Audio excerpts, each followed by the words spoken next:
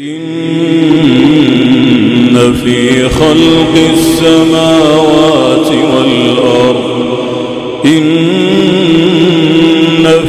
خلق السماوات والأرض واختلاف الليل والنهار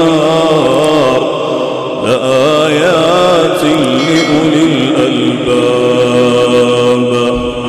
الذين يذكرون الله قياما